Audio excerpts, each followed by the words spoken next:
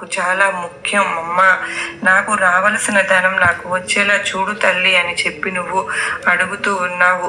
కొంతమంది అమ్మ రేయనక పగలనక సంపాదిస్తూనే ఉన్నాను, ధనం కోసం తాపత్రయపడుతూనే ఉన్నాను, దానికోసం కష్టాన్ని కూడా చేస్తూ ఉన్నాను, అయినా కూడా నాకు దక్కవలసిన ధనం అనేది నాకు దక్కడం లేదమ్మా అని చెప్పి ఇబ్బంది పడుతూ ఉన్నావు. బిడ్డ, జీవితం అంటేనే ఒక కష్ట సమయం అనేది ఒకటి ఉంటుంది, ఒక సుఖ సమయం అనేది కూడా ఉంటుంది. కష్ట సమయాన్ని చూసి భయపడే వాళ్ళు సుఖ సమయాన్ని చూసి సంతోషపడేవారు జీవితంలో ఎప్పుడూ కూడా ముందడుగు వేయలేరు. నువ్వు చూడని ధనము కాదు, నువ్వు సంపాదించని ధనము కాదు, ఇవాల్టి రోజున నీ చేతిలో ధనం లేదు అని చెప్పి నలుగురు నిన్ను చిన్న చూపు చూడవచ్చు. కానీ రేపటి రోజున నువ్వు సంపాదించిన ధనం కంటే ఎక్కువ ధనం నీకు అందబోతుంది బిడ్డ.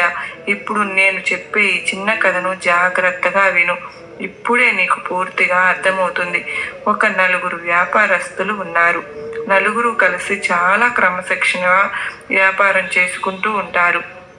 వ్యాపారంలో మెలకువలు ఏంటి అంటే, వ్యాపారం ఎలా చేస్తే లాభాలు వస్తాయి, ఎలా చేస్తే నష్టాలు జరుగుతాయి అని చెప్పి ఆ నలుగురికి బాగా అర్థమవుతుంది. ఆ నలుగురిలో ఒకరు మాత్రం ఏమీ తెలియని అమాయకుడు అని చెప్పి మిగతా ముగ్గురు అనుకుంటూ ఉంటారు.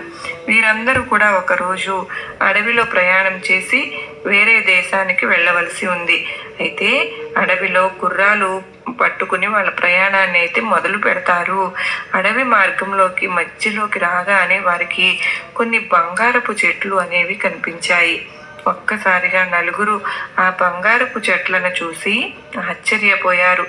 కానీ అప్పటికే చాలా దూరం ప్రయాణించిన వారికి కడుపులో ఆకలి కూడా బాగా వేస్తూ ఉంటుంది, దాహం కూడా అనిపిస్తుంది.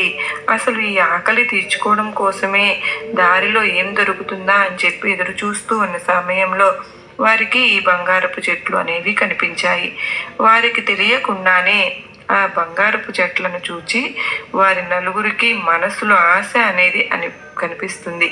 ఆ దెబ్బతో ఈ బంగారంతో మేము ధనవంతులుగా అయిపోతూ ఉన్నాము, ఇన్ని సంవత్సరాలు మనం మంచి పడిన కష్టం అంతా కూడా వృధా. ఎందుకంటే ఎప్పుడూ ఈ అడవిలోకి రావాల్సింది, ఈ బంగారాన్ని చూడవలసింది, ఈ బంగారాన్ని అంతా కూడా తీసుకుని వెళ్ళిపోవలసింది, మేము ఎక్కడో ధనవంతులుగా అయిపోయే వాళ్ళం ఎప్పుడూనే అని చెప్పి వారు మనసులో అనుకుంటూ ఉంటారు. ఆ ముగ్గురు ఆలోచించినట్లుగా ఆ ఒక్క వ్యక్తి మాత్రం ఆలోచించలేదు. అతను ఏమనుకుని అంటూ ఉన్నారంటే, ఈ బంగారపు చెట్లు పక్కన ఉన్న బాదం చెట్టును, యాపిల్ చెట్లు, బత్తాయి చెట్లను అతను చూసి